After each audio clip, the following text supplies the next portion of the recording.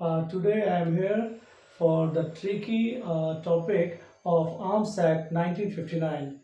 आपको मैं आज आर्म्स एक्ट 1959 के बारे में बताऊंगा, जिससे ज़्यादा क्वेश्चंस होता नहीं है। बहुत ही इम्पोर्टेंट चैप्टर है आपके माइनर्स एक्ट, बिहार के एपीओ के एग्ज़ाम्स के लिए, और भी बहुत सारे एग्जाम में माइनर्स एक्ट में आर्म्स एक्ट 1959 आपको बहुत ज़्यादा मार्क्स दिलाएगा।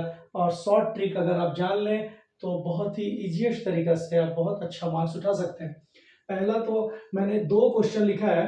4 क्लास में मैं चाह रहा हूँ आपको आर्म्स एक्ट खत्म कर देना, और बहुत ही छोटे टाइम पीरियड में, जिसमें need of making law regulating arms and ammunition in India. फिर ये नीड क्यों पड़ा ये आर्म्स एक्ट को रेगुलेट करने का। ये आर्म्स एक्ट, ये आप जान लीजिए, आर्म्स एक्ट जो था इंडियन आर्म्स एक्ट के नाम से पहले से ही बना हुआ था। कॉलोनियल पीरियड हिस्ट्री में आप जानेंगे जब मैं हिस्ट्री बताऊंगा। अभी मैं आपको प्रेजेंट बता रहा हूँ कि इसकी यूजेस क्या और ये क्या क्यों बनाया गया, और ये इसका हिस्ट्री क्या था जिसके चलते इसको बनाया गया। तो पहला है, ए और बी में 2 पार्ट एक क्वेश्चन का है, need of making law regulating arms ammunition in India, और दूसरा main objective of arms act 1959। तो पहले मैं आपको ए बता रहा हूं कि need of making law regulating arms and ammunition in India. तो आप देखिए, कोई भी एक्ट पार्लियामेंट बनाती है, तो सबसे पहले parliament of India, act by parliament of India, act का नाम है द आर्म्स एक्ट 1959, जिसको हम लोग पढ़ रहे हैं, for regulating matters related to APMSIIT। इसको मैंने शॉर्टकट में लिख दिया, इसको आप याद रख लेंगे क्योंकि ये जरूरी चीज है। इसको मैं कोई ट्रिक से नहीं बता रहा हूं, ये आपको याद कर लेना है, APMSIIT, बस यही ट्रिक है। इससे ज्यादा इजी करेंगे तो आपको एग्जामिनेशन में दिक्कत होगा, क्योंकि ये आपको यहां से यहां तक ये लिखना है जिससे आपको पूरा मार्क्स आएगा। A for acquisition, P for position, M for manufacturing, S for sale, I for import, I for export, मैंने यहाँ पे ई के जगह आई के जगह ई कर दिया है याद करने के लिए, एक्सपोर्ट, और टी से transportation, and licensing of arms and ammunition.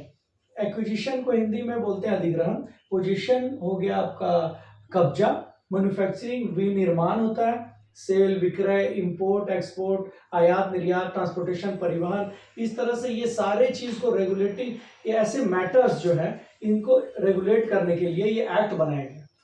उसके बाद क्या है, this act deters any Indian uprising. ये एक्ट क्या चीज के लिए बना, ये डिटर करता है। हिंदी में समझिए, डिटर्स का मतलब ये लॉफुल वर्ड है, इसलिए ये आपको जरूर लिखना है अच्छा मार्क्स के लिए। ऐसा नहीं कि आप कुछ अपने से द एक्ट स्टॉप्स ऐसे लिख के अगर आप डिटर्स लिखेंगे तो एग्जामिनर आपको ज्यादा मार्क्स देगा।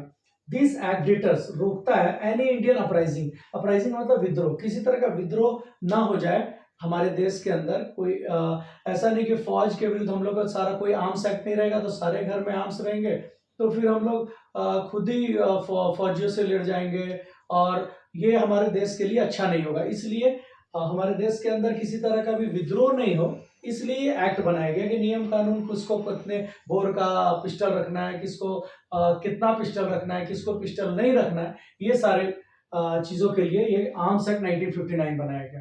अब आप देख रहे हैं, need of making law regulating arms and ammunition in India.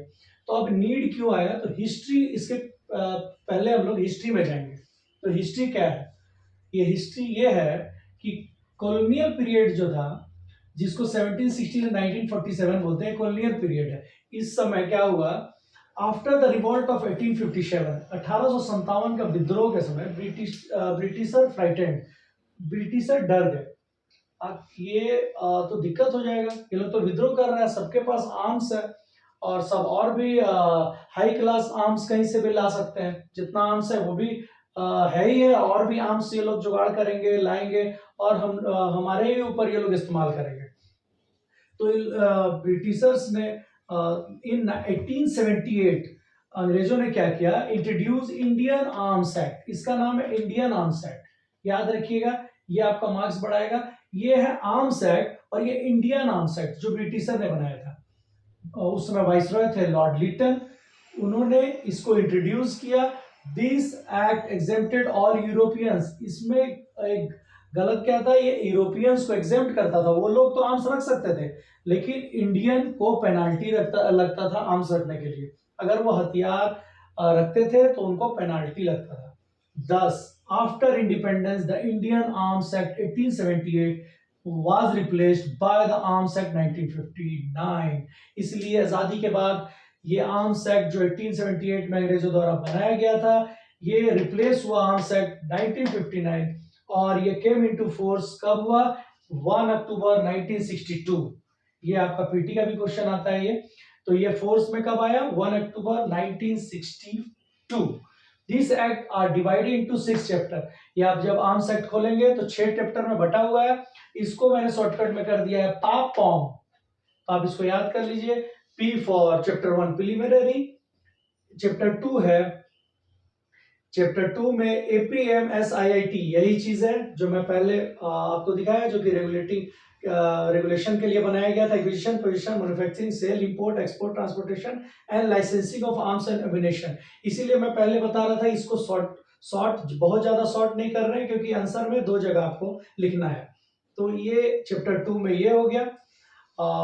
और चैप्टर 3 है provision relating to license, license रखने के लिए सारा प्रोविजंस जो है वो चैप्टर 3 में बताया गया। चैप्टर 4 में पावर एंड प्रोसीड्यूर, आखिर क्या पावर और प्रोसीड्यूर है उसके बारे में बताया गया है एक्ट का।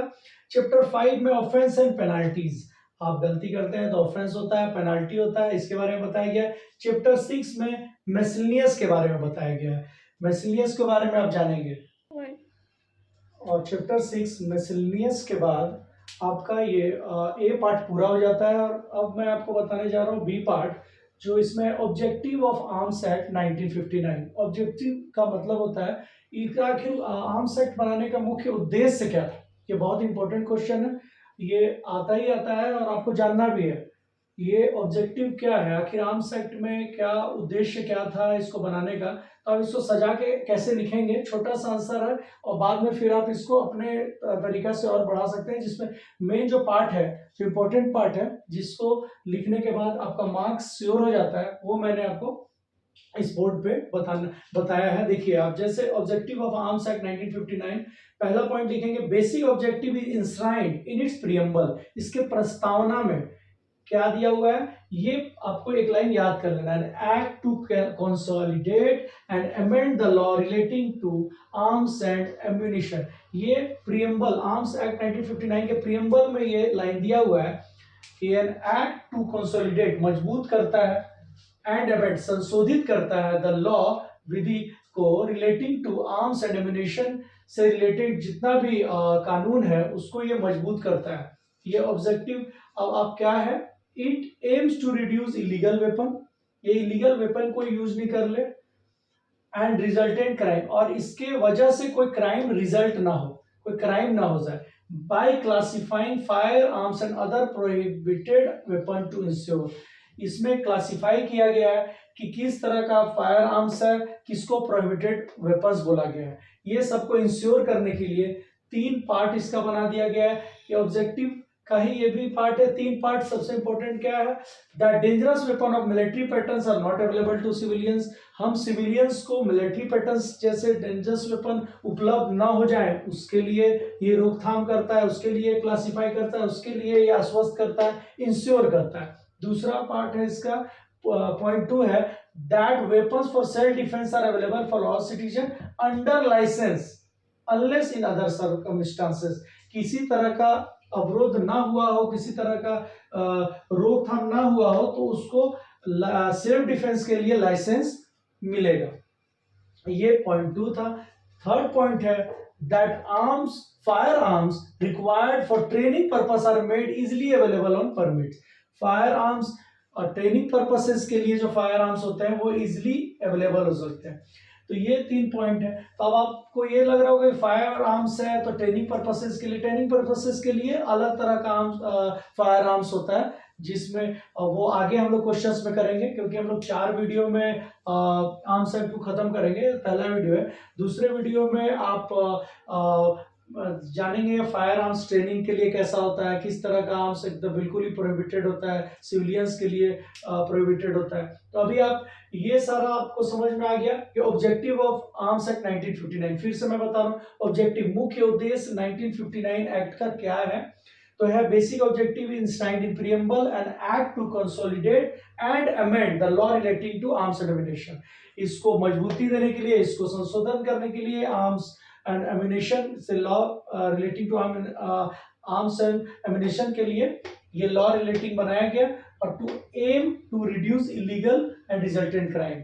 इलीगल को यूज नहीं कर रहे, उससे उसके द्वारा किसी तरह का क्राइम ना हो, उसके लिए इंश्योर किया गया। ये 3 पॉइंट क्या क्या इंश्योर किया गया कि मिलिट्री जो यूज करती है आर्म्स वो कहीं सिविलियन के हाथ में ना आ जाए, ऐसा सेल्फ डिफेंस के लिए अपना जान का जिसको डर होता है, सेल्फ डिफेंस बड़े बड़े बिल्डर्स हैं, बड़े बड़े उद्योगपति हैं, उनको वेपन्स रखना है क्योंकि उनको जान का डर होता है, क्रिमिनल्स उसको उनके निशाने पे होते हैं, तो वो अपने सेल्फ डिफेंस के लिए वेपन्स ले सकते हैं।